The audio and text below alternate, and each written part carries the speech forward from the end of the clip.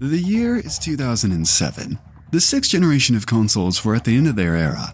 And what an era that was. The PlayStation 2 and Xbox were host to arguably the greatest legion of games that the racing genre had ever seen. And yet one franchise in particular stood tall from most. Burnout. Unapologetic is the simple descriptor which bled into why Burnout attracted such a cult following from its 6-game-long run during this generation. These games built themselves off of mostly linear environments in which you could participate in events varying from race championships all the way out to all-out crash cam destructive extravagance. To put it simply, they were badass games. So the question now raised, with the all-new 7th generation consoles fresh on the gaming frontier, how would this series evolve to match the demands and new possibilities that this new computing firepower could bring forward?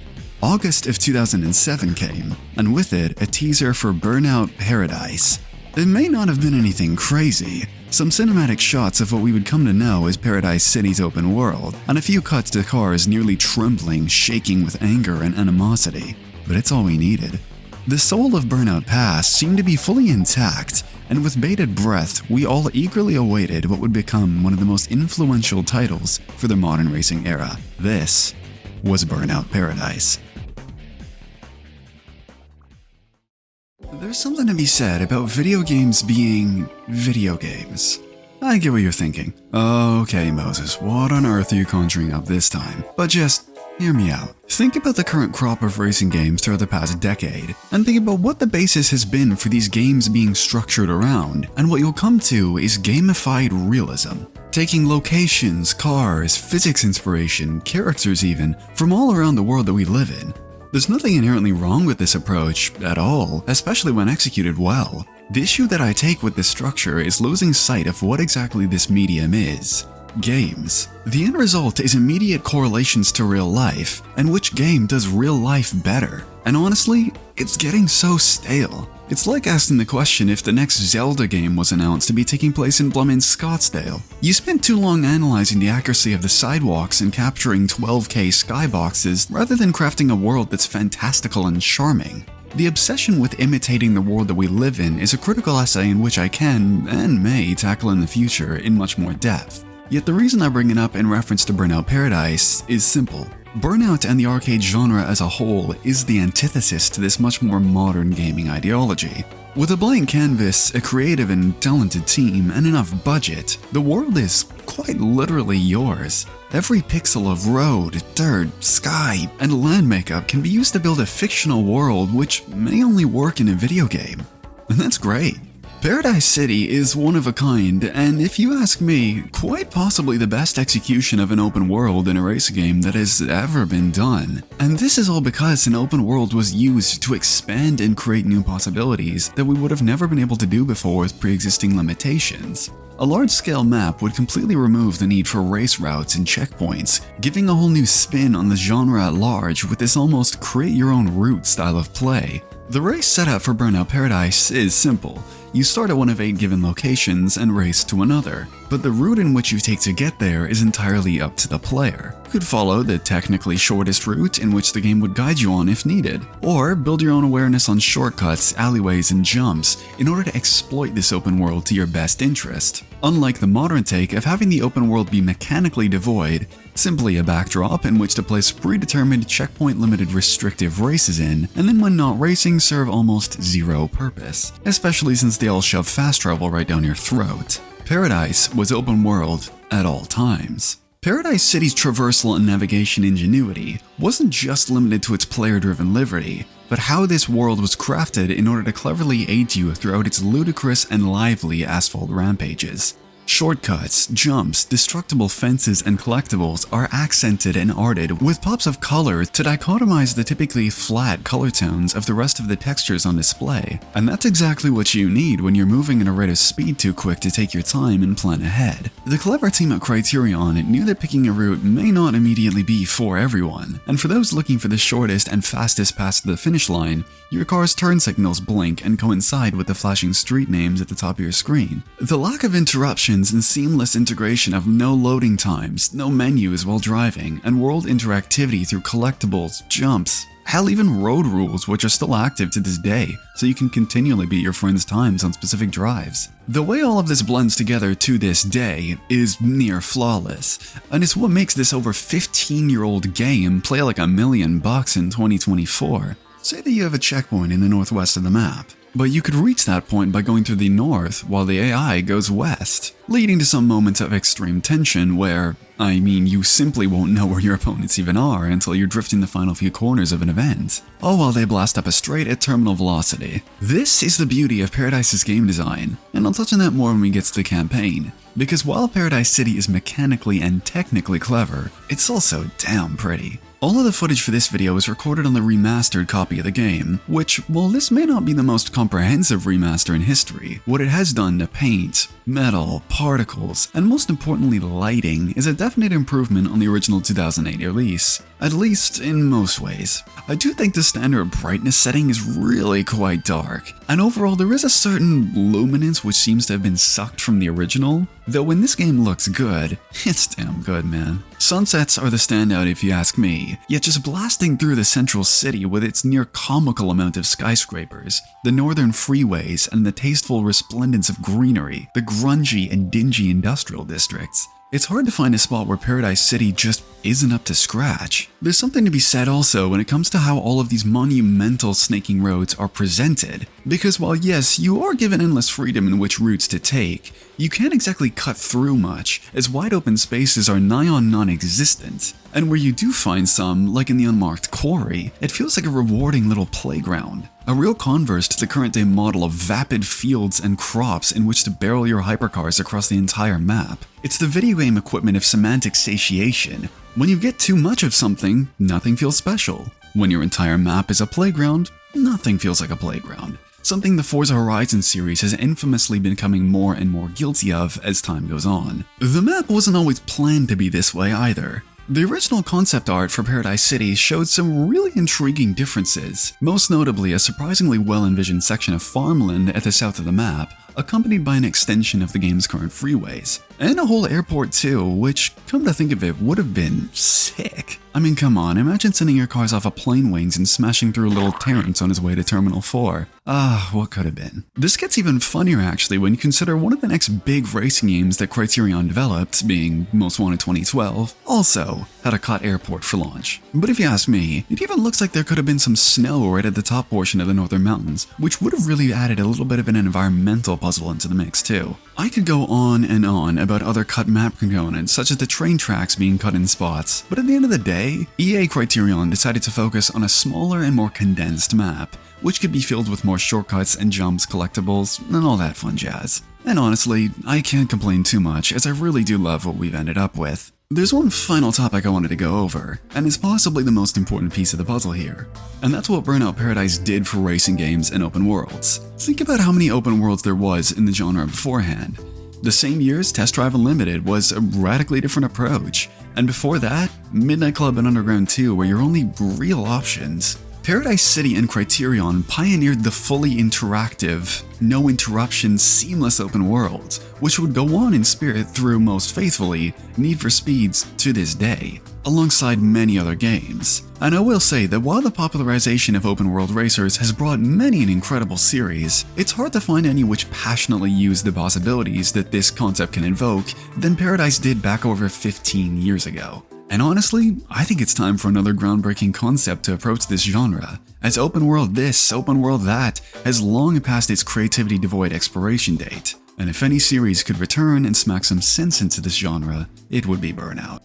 If you've seen nearly any one of my videos on racing games before, you'll know how much of a stickler I can be for narratives and campaigns. You'd think that someone like me would bash Paradise and its close to as makes no difference, non-existent narrative or story elements. Yet that couldn't be further from the truth. There are cases in which shoehorning in dull and shallow narratives do more to shove roadblocks in the path of a standout game. If you're gonna write characters, I'm of the mindset of write them well or don't write them at all. And this is of course proven with literally every one of the big name racing series out today. Drab surface level exposition dumps, characters so unlikable calling them one note would be a compliment, contradicting themes and messaging dumped all over the place.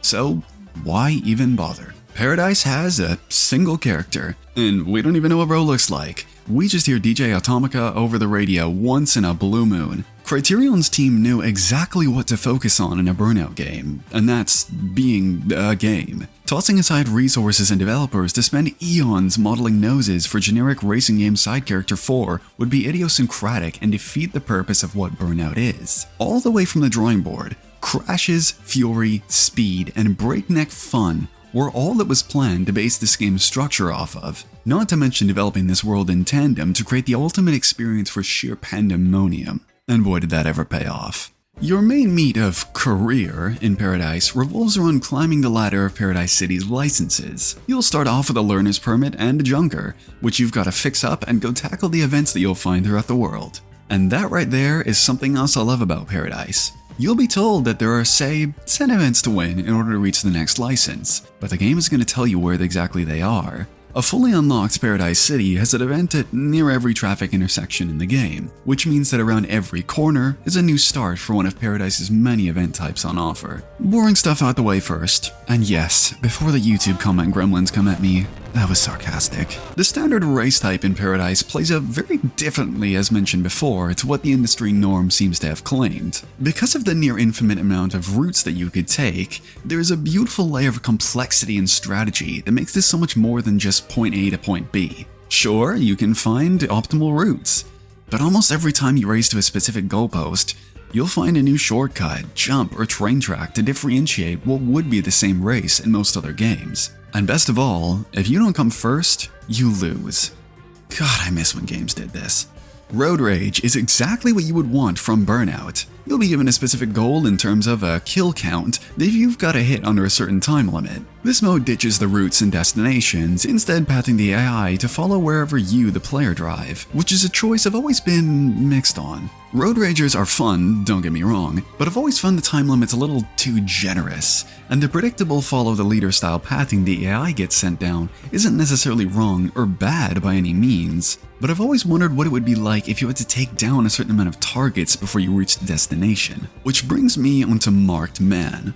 I've always loved this one. It plays out very similarly to a race or burning route, but you mirror road rage by becoming the target. These can get extraordinarily tense depending on the car you choose as well. I've always tended to opt for something more light and nimble to add that extra layer of only being able to be hit once or twice, in exchange for being able to zip through the city easier. One thing I was always confused on though was why your hunters always drive the same car. It wouldn't hurt to toss in some SUVs or trucks to drive up the oh shit moments, but in the end, this game mode's just a banger. All new to Paradise is Stunt Run, which pits you alone with the job of driving like an absolute nuthead to score as many skill points as possible.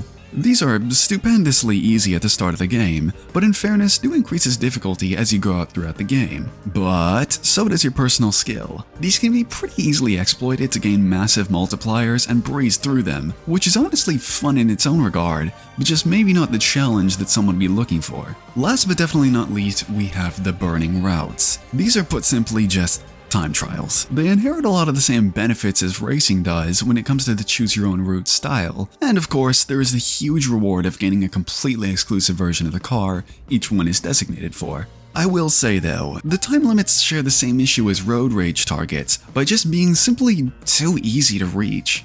And honestly, I wish that the cars you unlocked were more than simply just a visual boost. It would be great to have more powerful and faster versions for those who put in the work of seeking out these burning routes. Now that's the setup for what you're going to be doing throughout Paradise, and in all honesty, you don't get much at it as you progress apart from of course more cars to take down and unlock, and the fleshing out of new intersections for event startups. Going through and nabbing these licenses is of course bounds of fun in itself, though I can't help but yearn for more to progress through as you go on, as things can get repetitive if you're a binge player. This is also one of those games that while yes, credits do roll as you unlock your final license, it doesn't really end. Which doesn't bother me much, as giving this game the time and commitment to take your time, go bit by bit and soak in the atmosphere and tension, is the best way to experience Paradise City if you ask me, and what an atmosphere that is. There's something so distinctive about how Paradise, and plenty of other games of this era, leaned into the eccentric side of presentation. I mean, hell, the first thing that you hear every time you boot up this game is Guns N' Roses. Imagine that these days. The brash and completely in-your-face fire, rubber, chunks of what used to be a Team UR34, all shoved in a blender with an exuberant yet fitting soundtrack and audaciously loud engines, and you get a level of unfiltered bliss that is impossible to find today. Criterion of this vintage knew just what that extra level of attention to sound and music choice adds to their games. Paradise, Hot Pursuit, and Most Wanted all had utter banger soundtracks. Hell, they're so important they even mapped the ability to skip song to the right bumper. This all works because, as mentioned before, they aren't trying to cover all of their bases here. Audiovisual presentation is at its absolute finest when there's a clear vision in mind. It's why so many more modern racers who have to appeal to such a vast audience struggle to satisfy any. Imagine if the next Doom had jazz soundtracks, Persona or Zelda had an electronica and metal focus. It just wouldn't line up with the otherwise laser-focused presentation that these games go for. The focused execution of Paradise's concepts is highlighted by yet another classic Burnout staple, the fictional cars. There's of course a side of me that loves licensed cars, obviously.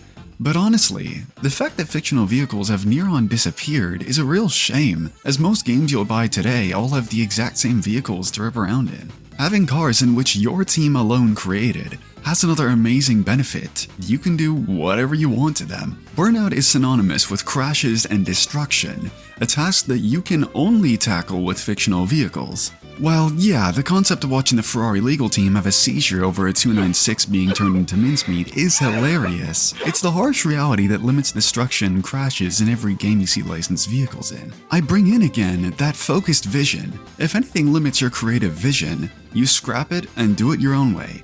It'll be better in the end. That's the beauty of video games, man. I do want to stay on the top of cars for a little while longer though, because they are worth touching on. With Paradise Remastered, you have 150 vehicles to choose from, and the beauty of this is your choices really do matter. If you need speed, you can grab the fastest car on offer to you, but it'll almost never have any durability to deal with the more physical event types, and vice versa. Each one is also equipped with a nitrous style that fits the playstyle that the car is designed for. This isn't your typical nitrous which regenerates as time goes on. No, instead you'll have between stunt, speed, and aggressor. Stunt, which is the most common, regenerates based on how many tricks and flips you can pull off as you race. Speed is tied to, well, your speed. If you're really good at holding onto top speed and can chain burnout nitrous bars, this is immensely satisfying to pull off. Finally, we get on to Aggressor, which you'll spot on the heavier and more tanky rides. This is heaven in road rages, and of course refills with a multiplier based on how many takedowns you can pull off. Then of course, we have the physics. And hot damn man, it's incredibly difficult to pull off a game in this open world format with this much chaos and destruction, and the very slidey greasy nature of gameplay that you would expect. But I tell you what, it pretty much always damn well works. It really is a testament to the developers here, because this would have been a guaranteed catastrophe to get right. This is not a game that you can shut your brain off. It is absolutely one that demands your focus, yet at the same time is so rewarding as you graduate through the levels and gain more confidence in your abilities. Sure, there will absolutely be times where bad luck and timing can get you into some real trick scenarios, and very occasionally the physics can get a little too snappy for my liking. But that's almost part of the fun. When you get a properly solid run in on an event, or even just when riding around Paradise City, it is so fulfilling. There's a certain skill ceiling that Paradise expects of you. There are no assists or easy mode. You play as intended by the developers. And if you aren't good enough, well, tough luck, man. Get good. I love that, because it's gratifying for those who want to put in the work, and even more so for those who may struggle at first. So yeah, Paradise will frustrate you, but it's that same frustration which makes those great moments hit so much harder, and helps this game have its tough charm which is undeniable. Now you've probably noticed by now that all the footage for this video has been captured on the remastered version of Paradise, which in itself is something I wanted to critique and touch on in this video. I'll get the good out of the way first. And honestly, the best thing to come out of the remaster is all of the different ports. As someone who owns, I believe, 4 or 5 copies of Paradise, having this game on damn near every system I own is great. Hell, attention on this same vein. Dude, this Switch port? is a banger. The game runs at 60 FPS, and with a smaller screen you really don't notice the resolution difference next to the console counterparts. It looks near as make no difference just as good, plays even better, and is for me the biggest surprise out of all of the versions. That aside, I did say this game looks better than the original, and in most scenarios I stand by this, apart from the brightness quibbles of course. You also get all of the DLC content including motorbikes and the Big Surf Island expansion, which I'll get to soon enough. Here's where the critiques come into play though. While visually the game was changed, there was basically zero improvements to quality of life, which really irks me as typical EA make it look good and send it out the door bullshit. Paradise has always had little flaws which add up over time, like the fact that you can't restart races, set markers on the map, or have any sort of way to get to the closest junkyard with its return to garage option in the menus. These really are not big asks either, and considering the monolithic improvement they would bring to the game, it's a real shame that we didn't end up with anything. The extra content, while bundled in free, which is of course appreciated, has always been home to some of my issues as well. Firstly, let's get onto the bikes, and look, I'll be honest, at first, these are a ton of fun. They sound wickedly good, they handle well enough and do take some getting used to compared to cars, but that luster just doesn't last long.